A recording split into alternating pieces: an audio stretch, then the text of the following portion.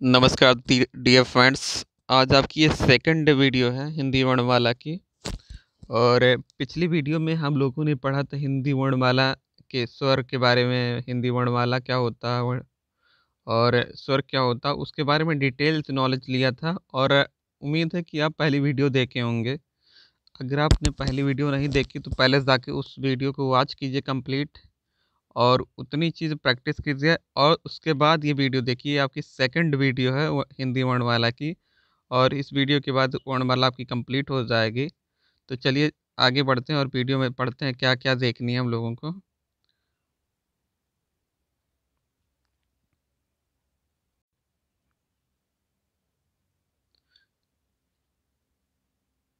So dear friends, जैसा कि हमने आपको बताया पिछली वीडियो में, हम लोगों ने हिंदी वर्णमाला क्या होता है, वर्ण क्या होता है, एंड हम लोगों ने पढ़ा स्वर किसे कहते हैं, स्वर क्या होता है, कितने प्रकार के होते हैं, वो सब कंप्लीट नॉलेज लिया। तो आज हम सेकंड वीडियो ये आपकी हिंदी वर्णमाला की, और इसमें हम लोग पढ़ने वाले हैं व्यंजन के बारे में, और कंप्लीट पूरा हिंदी वर्णमाला आज ख़त्म करने की कोशिश करेंगे और ख़त्म भी करेंगे।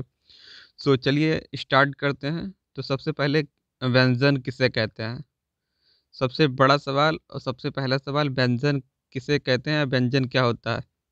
तो स्वरों की सहायता से बोले जाने वाले वर्णों को व्यंजन कहते हैं। स्वरों की सहायता से, स्वरों की सहायता से बोले जाने वाले वर्णों को व्यंजन कहते हैं। अब ये स्वरों की सहायता से कैसे बोला जाता है, अगर आप पिछली वीडियो देखे होंगे तो आपको समझ में आया होगा, लेकिन फिर हम आपको इसमें बता रहे हैं।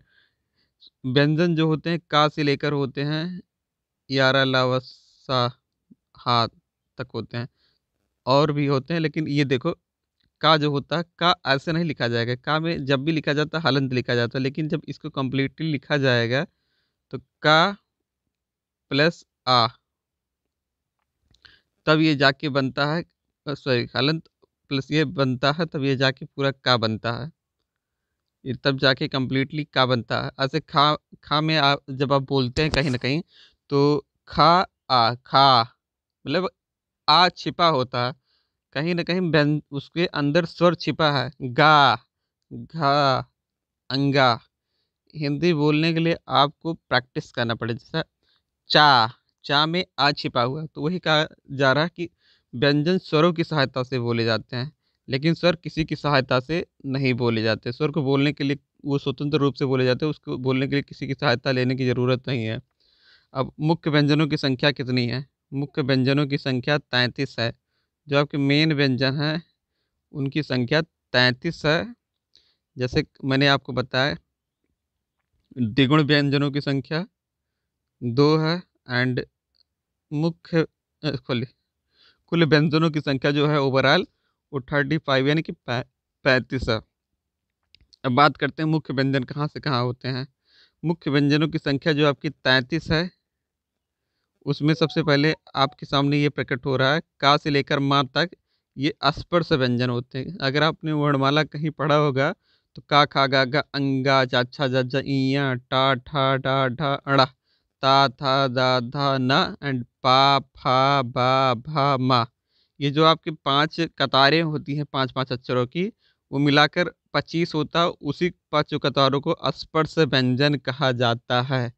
अब इसके बारे में हम डिटेल से अभी पढ़ेंगे, लेकिन यहाँ हम आपको शॉर्टकट में बता रहे हैं। यारा लावा, बड़ा सा छोटा सा, छोटा सा हा, ये दोनों मिला के 8 होते हैं। टोटल इनको संख्या जो मुख्य व्यंजनों की संख्या 33 होती है। मैं गारंटी देता हूँ इससे ज़बरदस्त वीडियो पूरी यूट्यूब में सिस्टमेटिक ढंग से नहीं मिलेगा, और एक एक वीडियो को शूट करने में बहुत ही समय लगा है। तो उम्मीद करता हूँ कि आप केयरफुली देखेंगे और समझेंगे। व्यंजन क्या किसे कहते हैं, हम लोगों ने पढ़ा व्यंजनों, मुख्य व्यंजनों की संख्या कितनी है, मुख्य व्यंजनों की संख्या 33 है। द्विगुण व्यंजनों की संख्या कितनी है, द्विगुण व्यंजनों की संख्या 2 है। ये आपको रट्टा ही मारना पड़ेगा, द्विगुण व्यंजनों की संख्या 2 है। मुख्य व्यंजनों की संख्या 33 है, और कुल व्यंजनों की संख्या यहाँ जो लिया गया है 35। अब हम बात करते हैं 33 2 35 संयुक्त व्यंजन की संख्या। इनकी संख्या 4 है। अब आगे इनके बारे में डिटेल से लेते हैं। तो चलिए आगे बढ़ते हैं वीडियो में। जैसा कि आपको बताया कि ये आपके सामने व्यंजन लिखा हुआ है, का से लेकर छतरंगिया, ये आपके टोटल हुए। तो का खा गा घा अंगा, यहाँ से व्यंजन आपका स्टार्ट होता है। का खा गा घा अंगा। चा छा जा झा इया। टा ठा डा ढा अड़ा। ता था दा धा ना। पा फा बा भा मा। या रा ला वा। सो पा फा बा भा मा, ये आपके का से लेकर टोटल आपके सामने जो बताया जा रहा है, का से लेकर माँ तक, इन 5 कतारों को हम लोग कहते हैं स्पर्श व्यंजन। क्या कहते हैं? स्पर्श व्यंजन। का वर्ग में 5 अक्षर आते हैं, का वर्ग में ये 5 अक्षर आते हैं। ऐसे चा वर्ग में 5 अक्षर आते हैं, टा वर्ग में भी 5 अक्षर आते हैं, ता वर्ग में भी 5 अक्षर आते हैं, और पा वर्ग में भी 5 अक्षर आते हैं। इन 5 अक्षरों के समूह को 5 5 5 करके 5 ये ग्रुप जो बना है, का से लेकर पा तक, इसको स्पर्श व्यंजन कहा जाता है। एग्जाम में क्वेश्चन आता है, स्पर्श व्यंजन किसे कहते हैं? का से लेकर माँ तक के अक्षरों को स्पर्श व्यंजन कहा जाता है। अब बात करते हैं, जैसे का खा गा घा अंगा को का वर्ग कहा जाता है। ऐसे जब चा से जो स्टार्ट होती है 5 अक्षर, चा छा जा चाइया, इसको चा वर्ग बोला जाता है। सिमिलरली उसी प्रकार से टा ठा डा ढा अड़ा को टा वर्ग बोला जाता है, और ता था दा धा ना को ता वर्ग बोला जाता है। ऐसे पा फा बा भा मा, इसको बोला जाता है पा वर्ग। तो उम्मीद करता हूँ यहाँ तक आपको समझ में आया।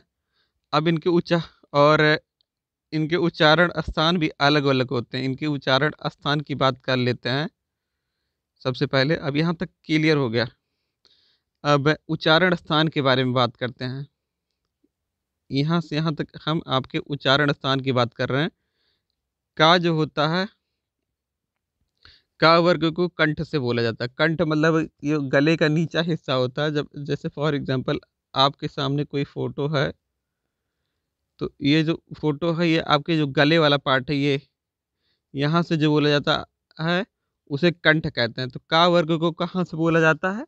कंठ से बोला जाता है। कंठ, कंठ। ऐसे चा वर्ग को बोला जाता है तालु से। तालु, तालु किसे कहते हैं? अब तालु जो होता है, जब जैसे आप अपना मुंह खोलेंगे, और मुंह खोलने के बाद जो ऊपर वाले पार्ट में, जब हम कभी कभी चाय पीते हैं, जल जाता है। जब आपने कभी चाय पिया होगा, ऊपर जाके कहीं जल जाता है ऊपर वाला पार्ट, उसी को तालु बोला जाता है। ऊपर की जो दीवारें होती है, उसको ताल बोला जाता है।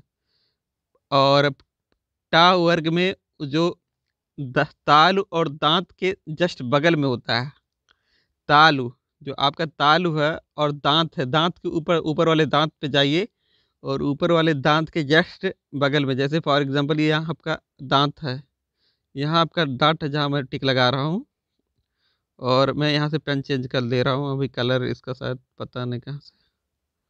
हाँ, तो ये ओके।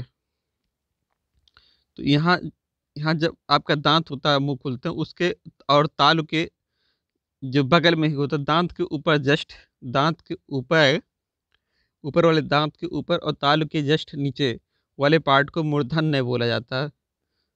और दंत, आपको पता है दांत वाले को दंत, जो अक्षर दांत से बोले जाते हैं, उसे दंत बोला जाता है। ओष्ठ आपको पता ही, ओठ होता है, जो ओठ से बोले जाते हैं उसे ओष्ठ कहते हैं।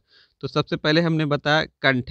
आपका कंठ होता है, कंठ के सीधे ऊपर चले जाइए, सीधे ऊपर चले जाइए तालु, सीधे ऊपर चले जाइए तालु, और ताल और दांत के नीचे दंत, फिर दंत आया गया, और फिर ओष्ठ आ गया। तो उम्मीद करता हूँ कि आपको समझ में आ रहा है। एग्जाम में सीधे ऐसे क्वेश्चन आएगा, इनमें से कौन सा कंठ, कंठ कंठ से बोला जाता है, इनमें से कौन सा अक्षर कंठ से बोला जाता है? 4 ऑप्शन दे देगा, उसी में से या तो का, या तो खा, या तो गा, कुछ भी दे देगा। तो आपको खोजना रहेगा कौन बोला जाएगा। ऐसा पापा बाबा भी डाल देगा तो आपको, अगर गा डाला है तो गा आपका सही आंसर यानी कि उत्तर होगा। एग्जाम में बहुत ज़बरदस्त क्वेश्चन पूछे जाते हैं, इससे बहुत क्वेश्चन पूछे जाते हैं। तो उम्मीद करता हूँ समझ में आ रहा है। ऐसे अगर ऐसे दे दिया, जा दे दिया, और भी दे दिया, जैसे पापा बाबा दे दिया, तो उसमें ऑप्शन में रहेगा कौन सा वर्ड ताल से बोला जाता है। तब आपने जब पढ़ा होगा चा वर्ग को तालु से बोला जाता है, तब आपको प्रॉपर तरीके से बताने में कोई प्रॉब्लम नहीं होगी। तो आप याद कर लो। अब बात करते हैं नीचे वाले की। नीचे वाले की यानी कि या रा लावा, या या रा लावा, बस इसके नीचे की बात कर रहे हैं। इसी के ऊपर वाले को स्पर्श बोला जाता है, नीचे वाले को स्पर्श नहीं बोला जाता है। या रा लावा, बड़ा सा पेट चिरहुआ सा छोटा सा हा छतरंग्या, या रा लावा और सा हा, ये जो आपके टोटल 8 होते हैं करेक्टर, इनको अस्पर्श व्यंजन दोनों को मिलाकर मुख्य व्यंजनों की संख्या 33 होती है। इन दोनों को मिलाकर मुख्य व्यंजनों की संख्या 33 होती है। और छतरंग्या ये संयुक्त व्यंजन होते हैं। छतरंग्या और स्रा, ये आपके 4 संयुक्त व्यंजन होते हैं। अब बात करते हैं इनके उच्चारण स्थान के बारे में। अब ये तीनों कहाँ कहाँ से बोले जाते हैं उसी के बारे में बात करने वाले हैं। तो सबसे पहले या जो होता है, या रा लावा, ये 4 अक्षर आपके अंतस्थ व्यंजन से बोले जाते हैं। अंतस्थ व्यंजन कहाँ से बोले जाते हैं? अंतस्थ व्यंजन। ये आपको याद करना ही होगा कि या रा ला वाह कहाँ से बोले जाते हैं? अंतस्थ व्यंजन। अब कैसे बोले जाते हैं आपको याद करने की छोटा सा ट्रिक हम बता दे रहे हैं, जुगाड़। जैसे या जब आप बोलते हैं तो कहीं ना कहीं अंदर अंदर से आवाज़ आती है, लगता है अंदर से ये आवाज़ें आ रही हैं। फॉर एग्जाम्पल जैसे कहते हैं या, जब आप पलटी करते हैं तो अंदर से आता नहीं या, र र र, तो लगता है कि अंदर से कुछ निकल रहा है। ल ल ल, ऐसा करोगे ल, तो लग रहा है कि अंदर से, मतलब जैसे पलटी टाइप होता है। ल व, ये खाली 4 अक्षर जो होते हैं, या रा ला वाह अंतस्थ व्यंजन होते हैं। अब ये अंतस्थ व्यंजन का काम खत्म हो गया। इनकी संख्या 4 होती है। ये अंदर से बोले जाते हैं यानी कि अंतस्थ व्यंजन इसीलिए कहलाते हैं। अब ये होते ऊष्ण व्यंजन। क्या होते हैं? ऊष्ण व्यंजन, ऐसे व्यंजन जिनको बोलने से मुंह से गर्म हवा आती है। ऐसे व्यंजन जिसको बोलने से मुंह से गर्म हवा आती है, अंतस्थ व्यंजन कहलाते हैं। जैसे आप कभी सा बोलो और अपना हाथ है अपने मुंह के सामने लगाओ, तो कहीं ना कहीं गर्म हवा आएगी। जैसे सा, सा पेट चिरहुआ सा, छोटा सा हा, तो अंदर से आपके गर्म हवा जब निकलती है, ये ट्रिक बता रहे हैं याद करने का। जब अंदर से गर्म हवा निकलती है तो उसको उष्ण व्यंजन कहा जाता है। ऑप्शन में ऐसा ऑप्शन दे देगा इनमें से कौन सा उष्ण व्यंजन है, तो आप बताना पड़ेगा आपको। अब बात करते हैं संयुक्त व्यंजन के बारे में। संयुक्त व्यंजन होता क्या है? तो संयुक्त व्यंजन छत, त्रंग, क्या, स्रा, इनकी संख्या टोटल 4 है। इनकी संख्या कितनी है? 4 है। छत, त्रंग, ज्ञा और स्रा। उम्मीद करता हूँ यहाँ तक कि आपको वीडियो समझ में आई होगी। अब आप डिटेल से अपनी कॉपी में लिख लो और एक बार ही हिंदी पढ़ो। आपको हिंदी और कहीं पढ़ने की ज़रूरत नहीं। मैं दावा करता हूँ कि इतना डिटेल हिंदी आपको सिस्टम से, वो भी टाइप करवा के, कोई ढंग से नहीं पढ़ाएगा। अगर कोई पढ़ाता भी है तो पेमेंट मांगता है। लेकिन मैं गारंटी दे रहा हूँ कि आपको कंप्लीट हिंदी तक की तैयारी कराई जाएगी। लेकिन आप लोग जितना पढ़ाया जा रहा है उतना अपनी कॉपी में लिखें और अब वीडियो को देखते रहें। सो आप लिख लें। ऐसे का वर्ग में कितने अक्षर आते हैं, चा वर्ग में कितने अक्षर आते हैं, टा वर्ग में, ता वर्ग में, पा वर्ग में कितने अक्षर आते हैं, ये हुआ। अब बात करते हैं अगले वर्ड के बारे में।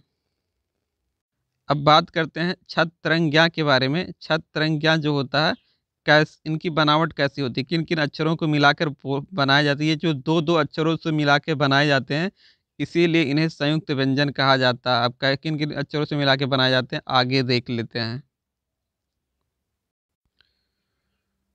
अब हम लोग बात करने वाले हैं संयुक्त व्यंजन के बारे में। अभी आपको बताया गया संयुक्त व्यंजनों की संख्या टोटल 4 है। कितनी है? 4 संयुक्त व्यंजन है। और 4 कहाँ-कहाँ से बोले जाते हैं, इनके इस पे बहुत ज़्यादा क्वेश्चन आता है। संयुक्त व्यंजन पे बहुत ज़्यादा क्वेश्चन आता है कि इनमें से कौन-सा अक्षर संयुक्त व्यंजन है। कोई अक्षर दे दिया, क, ख, ग भी डाल दिया, कोई भी दे दिया, उसमें से छत्र दे दिया, तरंग दे दिया, ज्ञ दे दिया, तो उनमें से आपको पहचानना होता है संयुक्त व्यंजन कौन-सा है। अब ये बनते कैसे हैं? छत्र जो बनता है का और स्रा से बनता है। आ का में हलंत लगेगा, ये ज़रूर याद रखिएगा, हलंत ज़रूर लगेगा।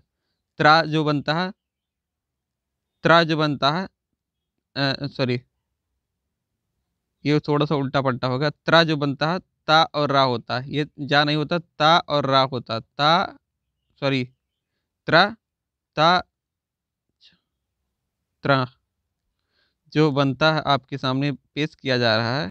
सो आपके सामने जो दिखाई दे रहा है कैसे-कैसे बनते हैं उसी के बारे में डिटेल से लिया जा रहा है। पहला अक्षर लिखा गया है स्रा। छत्र, छत्र जो बनता है का और स्रा से बनता है, हलंत लगे है। त्रा जो बनता है, त्रा वाला ये नीचे वाला है, त्रा वाला नीचे वाला है। ता में हलंत और रा। ज्ञा जो बनता है ये ऊपर वाला है सेकंड नंबर पे। जा और या ये थोड़ा-सा टाइपिंग में मिसप्रिंट हो गया ऊपर नीचे सेट करने में। और स्रा जो बनता है, सा रहेगा प्लस रा रहेगा। स्रा हलंत लगेगा सब में। आप इसको याद कर लें। जा वाला ये वाला है, जा वाला ये वाला है और त्रा वाला नीचे वाला है। त्रा में क्या होता है? ता छिपा ही है हलंत में, और रा। ज्ञा में जा छपा, जैसे ज्ञा कहते हैं हम लोग कहते हैं ज्ञा, तो जा प्लस इया मतलब ज्ञा। अब बात करते हैं हम लोग अब बात करते हैं हम लोग द्विगुण व्यंजन के बारे में। द्विगुण व्यंजन मैंने आपको व्यंजन पढ़ाते समय तुरंत अभी बताया था। और द्विगुण व्यंजन या उच्छिष्ट व्यंजन भी बोला जाता है। द्विगुण व्यंजन को उपक्षिप्त व्यंजन भी बोला जाता है। इनकी संख्या 2 है। एग्जाम में बहुत आता है इनमें से कौन सा द्विगुण व्यंजन है। तो अगर आप पढ़े होंगे द्विगुण व्यंजन किसे कहते हैं तो आप यहाँ से टिक कर देंगे। ये अंगा नहीं है। अंगा में क्या होता है, कुछ लोग कंफ्यूज रहते हैं। अंगा में ये बगल में बिंदी लगती है, लेकिन ये इसमें नीचे लगा है। ये चीज़ हमेशा याद रखिएगा। ढक्कन जब लिखते हैं तो ये नीचे वाला जो रहता है। अब ये कई बार कि ये ऐसे भी होता है, ऐसे भी अक्षर आपको मिल रहे हैं डा। तो ये सब आपकी वर्णमाला में है, लेकिन ये नीचे जो बिंदी लगा है, ये अलग है। अब मैं फिर से बता दे रहा हूँ, एक बार आप ट्राई करें। जैसे ये लिखा गया है, कुछ लोग कंफ्यूज रहते हैं, ये लिखा गया और ये लिखा गया है, ये दोनों अलग है। ये आपकी वर्णमाला में है, लेकिन ये जो बिंदी नीचे लग जाता है ये नहीं है। ये आपकी त्रिगुण व्यंजन है, ये आप हमेशा याद रखेंगे। अब बात करते हैं नासिका के बारे में। नासिका किसे कहते हैं? नासिका वेरी इंपॉर्टेंट। इनकी संख्या टोटल जो आपकी है ये 5 है। नासिका की संख्या टोटल 5 नहीं 6 है। इनकी टोटल संख्या 6 है। अब कैसे है, इसमें शायद एक छूट गया, ना छूट गया, ना ता था दा था ना वाला छूट गया, लेकिन नासिका की संख्या टोटल 6 है। क्या है? 6 है। और नासिका किसे कहते हैं? नासिका कहते हैं किसे, इसी के बारे में बात करते हैं। हिंदी के ऐसे वर्ड जो नाक से बोले जाते हैं। अभी आपने पढ़ा ओष्ठ तमाम चीज़ें, लेकिन जो नाक से भी बोले जाते हैं, जो नाक से भी बोले जाते हैं, उन्हें नासिका कहते हैं। हिंदी वर्णमाला का पांचवा अक्षर नाक से बोला जाता है। अंग, जैसे अंग जो बोलेंगे तो आपकी कहीं ना कहीं नाक से आवाज निकलती है। अंग अंग अंग। नाक पे हाथ रखिए और बोलिए अंग अंग। तो नस और का खा गा गा अंगा अंगा। चा छा जा जा इया इया। तो ये नाक से बोले जाते हैं। टा ठा डा डा अड़ा, ये नाक से बोले जाते। ता था दा धा ना, ये जो छूट गया था लास्ट के 5वां अक्षर जो होता है वर्णमाला का, पा फा बा भा मा। ये आपकी 6 नासिका हैं। अब आगे बढ़ते हैं। उम्मीद करता हूँ संयुक्त व्यंजन किसे कहते हैं, कितने प्रकार के होते हैं, जो 2 वर्णों से मिलाकर बनाए जाते हैं संयुक्त व्यंजन कहलाते हैं। इनकी संख्या 4 होती है। द्विगुण व्यंजन की संख्या 2 होती है। नासिका की संख्या 6 होती है। ये नाक से इनका उच्चारण किया जाता है। हिंदी वर्णमाला का 5वां वर्ण, हर जैसे पा काखा का अंगा का 5वां, चाचा चाचा इया का 5वां, ये नासिका होती है। आगे बात कर लेते हैं। अब हम लोग बात करने वाले अघोष और सघोष के बारे में। ये बहुत ही पूछा जाता है, अघोष किसे कहते हैं, सघोष किसे कहते हैं। ये आपके क्वेश्चन बहुत ही ज़्यादा पूछे जाते हैं। तो हिंदी वर्णमाला का हिंदी वर्णमाला का पहला और दूसरे, हिंदी वर्णमाला के पहले, जैसे का से लेकर माँ तक की, पा फा बा भा माँ तक की बात कर रहे हैं। हिंदी वर्णमाला के पहले और दूसरे समूह को, जैसे पहला समूह, दूसरा समूह, तीसरा, चौथा, पांचवा, पहला वर्ण, पहला हिंदी वर्णमाला का ये पहला वर्ण है सब, समूह नहीं वर्ण। दूसरा वर्ण है ये सब, ये तीसरा वर्ण है, ये चौथा वर्ण है, और ये 5वां वर्ण है। प्रत्येक का 5वां, जैसे का वर्ग का 5वां कौन सा है, अंगा, तो ये ऐसे है। हम बात करते हैं हिंदी वर्णमाला के पहले और दूसरे वर्ण को। पहले वर्ण के जितने अक्षर हैं और दूसरे वर्ण के जितने अक्षर हैं, इनको अघोष बोला जाता है। क्या बोला जाता है, अघोष बोला जाता है। और तीसरे, चौथे और पांचवे, इनको सघोष बोला जाता है। इन सब को सघोष बोला जाता है। अब यहाँ तक कि क्लियर हो गया अघोष किसे कहते हैं, सघोष किसे कहते हैं। इसी में से थोड़ा सा अपवाद है, अब उसको समझ लेते हैं और देखते हैं। तो हम लोगों ने पढ़ा अघोष और सघोष किसे कहते हैं। हिंदी वर्णमाला के पहले और दूसरे वर्ण को क्या बोलते हैं, पहले वर्ग के जितने वर्ण हैं, दूसरे वर्ग के जितने वर्ण हैं, उनको अघोष बोला जाता है।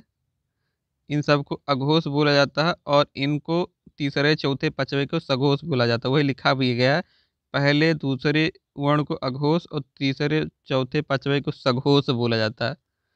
अब ये थोड़ा सा और भी है, यारा लावा, फिर बड़ा सा, छोटा सा, छत सा, हा। तो इनमें क्या होता है, इनमें भी लिखा गया है, इसको भी याद करना। यही अब क्वेश्चन में पूछे जाते हैं सबसे ज़्यादा, जो नीचे लिखा गया है इसके, ये वाला। इनमें से यारा लावा और हा, जैसे हा तो यहाँ लिखा जाता है, लेकिन हा को बोला जाता है सघोष, इसलिए यहाँ लिख के यहाँ लिखा गया है यारा लावा हा। ये आपके सघोष होते हैं। और जो तीनों सा होते हैं, तीनों सा अघोष होते हैं। तीनों सा सघोष नहीं होते हैं, क्या होते हैं, अघोष। यही एक ट्रिक है, तीनों सा क्या होते हैं, अघोष होते हैं। सा में, तीनों सा में सा आ रहा, इसलिए आप अघोष नहीं कर, सघोष ना करके अघोष करेंगे। तीनों सा भी सघोष होते हैं। अब इस अघोष सघोष का काम खत्म हो गया। एग्जाम में क्वेश्चन दे देगा, इनमें से कौन सा वर्ड अघोष है, अंगा, अंगा दे दिया। इनमें से कौन सा वर्ड अघोष है, तो आपका अंगा दे दिया, ये तमाम दे दिया, और उसमें का दे दिया, तो का सही रहेगा। इनमें से कौन सा सघोष है, ऐसे क्वेश्चन बहुत ज़्यादा आते हैं। इसको जरूर आप नोट करेंगे, महत्वपूर्ण बिंदु है अघोष सघोष। अब बात करते हैं अल्प प्राण और महाप्राण के बारे में।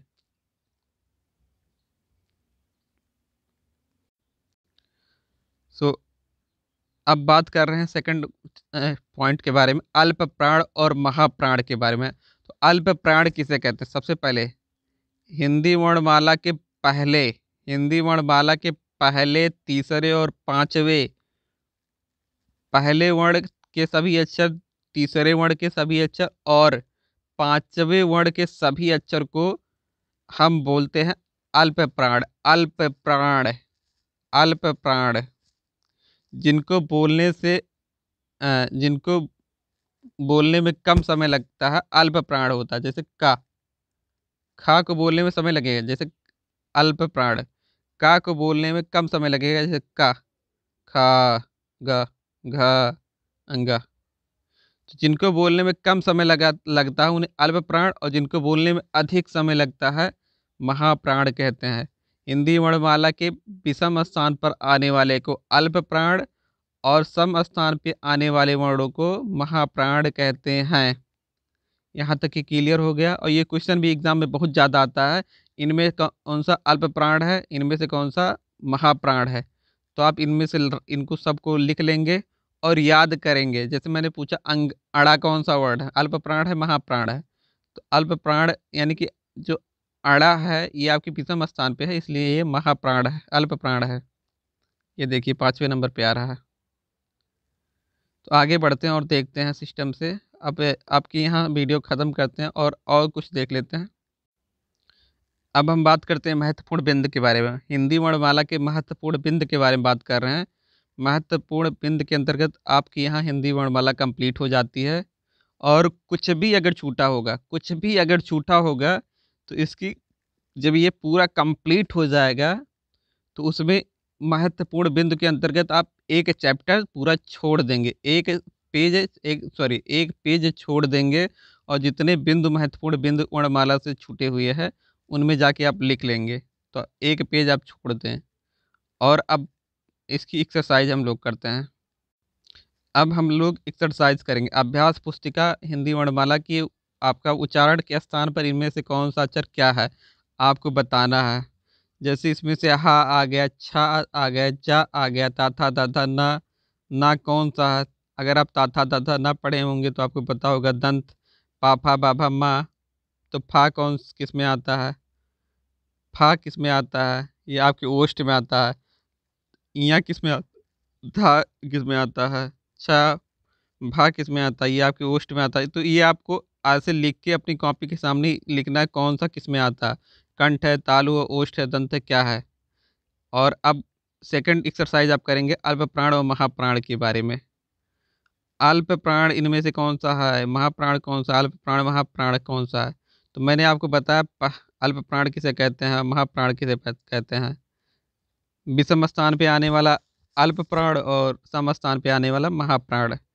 तो आप इनके सामने जैसे चा क्या है, अल्प प्राण है, महाप्राण है, एग्जाम में ऐसे कॉपी में करके आप उसके सामने लिखेंगे। और अब बात करते हैं अघोष और सघोष के बारे में। तो अघोष और सघोष वाले कंडीशन में भी आपको लिखना है, इनमें से कौन सा अघोष है कौन सा सघोष है, उसके सामने आप लिखेंगे। तो उम्मीद करता हूँ अगर आप इतनी एक्सरसाइज कर ले जाएंगे, इतनी एक्सरसाइज कर ले जाएंगे तो आपकी हिंदी वर्णमाला में कंप्लीट आप हो जाएंगे। तो एक्सरसाइज ज़रूर करें मेरे डियर फ्रेंड्स। तो thank you for watching this video. और मैं आपसे ये वादा करता हूँ कि इस चैनल पे कंप्लीट हिंदी की तैयारी कराई जाएगी। और अगर अब मैं लास्ट में आपसे मांगता हूँ, अगर आप चैनल पे पहली बार हैं, अगर हमारी मेहनत अच्छी लग रही है तो प्लीज़ चैनल को सब्सक्राइब कीजिए। और वीडियो को कुछ लोग यार लाइक नहीं करते हैं, इससे मोटिवेशन नहीं मिलता। अगर आप यहाँ तक की वीडियो देखे हैं तो प्लीज़ प्लीज़ इस वीडियो को लाइक करें और कमेंट ज़रूर करें। कमेंट में ये आपके बताएं कि आप कहाँ से पढ़ रहे हैं। अगर आप बीएड की तैयारी कर रहे हैं तो बीएड की तैयारी के लिए ये तो पूरा एकदम रामबाण है, इससे बढ़िया वीडियो पूरी लाइफ में आपको नहीं मिलेगा। अगर आप सुपर टेट या टेट, यूपीपी और किसी भी एग्ज़ाम की तैयारी कर रहे हैं तब भी ये आपको पहले वीडियो में बताया जाएगा ये किन को मुद्दा बना के ये वीडियो बनाई जा रही है। बीएड में तो रामबाण, सुपर टेट में भी रामबाण, यूपीपी, लेखपाल, किसी भी चीज़ की वैकेंसी की तैयारी कर रहे हैं ये रामबाण सिद्ध होने वाला है। तो प्लीज़ इस वीडियो को लाइक ज़रूर कीजिए और कमेंट में आप बताएंगे आप कहाँ से हमसे जुड़े हैं, हमें अच्छा लगेगा। और उम्मीद और विश्वास करता हूँ ये वीडियो आपको पसंद आई है। अगर वीडियो पसंद आई है तो प्लीज़ अपने दोस्त में भी शेयर कीजिए, उनको भी कुछ लाभ मिले। Thank you for watching this video. And उम्मीद करता हूँ कि इससे बढ़िया वीडियो आपको सिस्टम से कहीं नहीं मिलेगा। Okay, bye bye, take care, जय हिंद, जय भारत।